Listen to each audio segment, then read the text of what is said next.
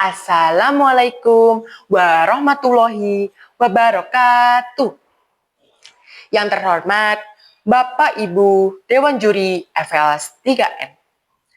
Hai teman-teman, perkenalkan nama saya Ari Lestasmana. Saya merupakan perwakilan dari SMPN 2 Ngepol sebagai peserta lomba mendongeng dalam ajang FLS 3N. Dongeng yang akan saya bawakan yaitu Asal-usul Dusun Keboireng. Selamat menyaksikan. Joko namanya. Seorang petani sukses kala itu. Sawahnya berhektar-hektar. Ternaknya cukup banyak. Joko merupakan petani terkenal. Bukan karena sawahnya yang lebar, melainkan ia memiliki seekor hewan yang sangat unik. Apakah kalian tahu? Yaps, benar, si kerbau. Kerbau itu memiliki ukuran dan bobot yang jauh berbeda dari kerbau umumnya. Kerbau itu amat berat, amat besar. Aku sangat menyayangi kerbau ini daripada kerbau lainnya, gumam Joko. Joko sangat memanjakan kerbau ini. Jangankan diperintah untuk membajak sawah, dikembala di luar kandang saja tidak pernah. Kerjanya hanya tiduran dan makan rumput yang telah tersedia. Hal ini menyebabkan kerbau tersebut jadi malas. Karena terlalu memanjakan kerbau pemalas itu, ternak-ternak Joko mulai berkurang alias hilang. Aku harus lebih memperhatikan ternak-ternakku. Kalau begini jadinya, ternak-ternakku habis tak tersisa, pikir Joko. Joko tersadar. Ia mulai mengurangi perhatian kepada kerbau pemalas itu. Ia mulai sibuk mengurus ternak-ternak yang lainnya dan semakin bertambah. Nggak lama dari itu, ternak-ternak Joko mulai beranak pinak. Jumlahnya kini menjadi 12 ekor. Alhamdulillah, ujar Joko gembira. Joko kini mulai sibuk mengurus ternak-ternaknya yang semakin bertambah. Alhasil, kerbau pemalas itu sering dimanjakan oleh Joko. Sehingga ia menjadi kurus dan jatuh sakit. Merasa dinomorduakan oleh Joko, ia mulai berpikir untuk kabur. Joko memang tak pernah mengikat lehernya, karena Joko yakin kerbau itu tak akan mungkin kabur. Pada suatu malam, kerbau itu nekat kabur, meski ia tak tahu jalan lantaran tak pernah keluar kandang. Astagfirullah Gusti, maafkan aku yang sedikit mengabaikan kerbau itu. Kemana perginya kerbauku Gusti? Ucap Joko menyesal. Joko menyadari bahwa dirinya akhir-akhir ini kurang memperhatikan kerbau pemalas itu. Meski Joko pernah jengkel, tapi rasa sayangnya tak pernah berkurang. Apalagi kerbau itu adalah wasiat dari ayahnya. Ayah Joko berpesan agar menjaga dan merawat kerbau itu sebaik mungkin. Karena menurut ayahnya, nanti kerbau itu akan mempunyai kelebihan. Joko kini mulai sibuk mencari kerbau pemalas itu. 3 hari berlalu, puluhan kilometer ia lalui untuk mencari kerbau itu. Namun, nihil, tiada hasil. Akan tetapi, Joko tak patah semangat. Ia tetap mencari ke arah yang berbeda.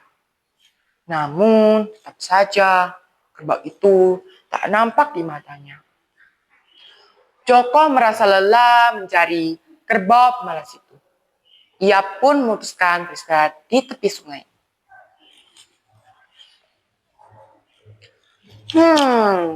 Bagaimana kalau aku mengatakan sayembara saja? Kan lebih enak. Aku tidak capek-capek mencarinya. Pikir Joko dalam lamunannya. Terbesit dalam pikiran Joko untuk mengadakan sayembara. Ia berjanji akan mengganti 10 kali lipat dari harga kerbau di pasar jika seseorang dapat menemukan kerbau itu. Menurutnya, ide ini cukup cemerlang. Ia pun memutuskan kembali ke rumah dan mengumumkan sayembara tersebut. Di tengah perjalanan pulang, Joko bertemu Yanto. Orang inilah yang akan dijadikan target pertama kabar sayembaranya. Aku sudah mengadakan sayembara. Bagaimana kalau kau ikut sayembaraku saja? Sayembara apa memangnya? Jawab Yanto. Aku sedang mencari kerbauku yang hilang. Warnanya hitam, bobotnya berat, beda dengan ukuran kerbau biasanya. Jawab Joko. Oh walah, sudah, hentikan saja sayembaramu itu. Aku sering melihat kerbaumu itu berada di dekat rumahku. Aku akan membantumu mencarinya. Yanto menyuruh Joko untuk membatalkan sayembara tersebut. Dan ia berjanji akan membantu Joko menemukannya. Yanto pun mengajak Joko di mana kerbau itu terlihat. Wah, itu kerbaunya. Terlihat kerbau itu sedang tidur-tiduran sambil makan rumputan. Joko tersenyum. Akhirnya kerbau itu nampak di depannya. Yanto dan Joko akan menangkap kerbau itu menggunakan tambang yang sudah diikat bulatkan. Tambang itu akan dimasukkan ke kepala si kerbau. Namun, usaha yang mereka lakukan diketahui oleh si kerbau. Kerbau itu bergegas berdiri dan berlari. Yanto kaget bukan kepalang melihat kerbau sebesar itu mendadak berdiri di depannya. Ayo dikejar, teriak Joko pada Yanto. Kerbau atau bukan itu? Yanto masih tampak tertegun. Ayo dikejar, teriak Joko kepada Yanto yang masih tertegun. Akhirnya Yanto pun menyusul Joko yang lari lebih dahulu. Mereka pun ketinggalan jauh oleh kerbau itu. Alhasil, mereka harus lari ekstra kencang. Wah, itu kerbaunya. Terlihat kerbau itu berada di tepi sungai kecil. Yanto dan Joko mengatur siasat untuk menangkap kerbau itu. Siasat kali ini berbeda dengan siasat sebelumnya. Aku akan menangkapnya dari sisi timur, kau menangkapnya dari sisi baratnya. Perintah Joko. Yanto pun bergegas menuju barat sungai.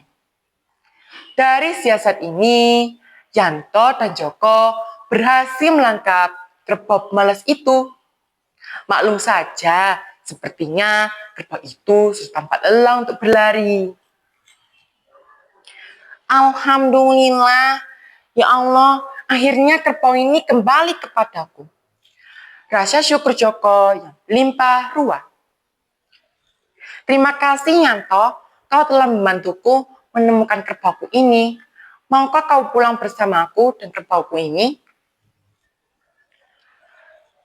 Ya tidak apa-apa. Aku akan mengantarmu dan kerbaumu itu ke rumahmu.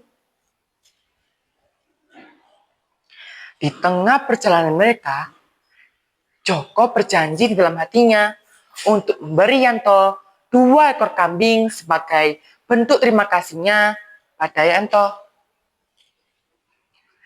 Setibanya di rumah Joko, Yanto dan Joko disambut baik oleh istri Joko. Apalagi Joko telah berhasil membawa kerbau kesayangannya. Istri Joko pun menjamu Yanto dengan hidangan yang bermacam-macam. Yanto, Joko, dan istrinya menyantap semua hidangan itu dengan perasaan gembira. Sepertinya sudah malam, aku harus segera pulang, ucap Yanto berpamitan. Terima kasih Yanto, kau telah membantuku menangkap kerbauku ini. Kau boleh pulang jika kau memenuhi syarat dariku. Kau ini sudah kutolong, tapi masih minta syarat. Gerutu Yanto. Tenang saja, syaratnya tidak susah. Kau hanya perlu menerima 2 ekor kambingku sebagai bentuk terima kasihku kepadamu. Baiklah kalau begitu, aku akan menerimanya. Asal kau berjanji menjaga dan merawat kerbaumu itu dengan baik. Akhirnya, Yanto pun pulang dengan membawa 2 ekor kambing pemberian Joko. Di hari-hari berikutnya, Joko dan istrinya merawat semua ternak-ternaknya dengan baik, terutama kepada kerbau unik itu. Sampai akhirnya kerbau itu meninggal dunia. Daerah terkuburnya kerbau itu dinamakan Dusun Kebo-Ireng. Dengan terkuburnya kerbau unik milik Joko inilah, legenda asal-usul Dusun Kebo-Ireng berakhir.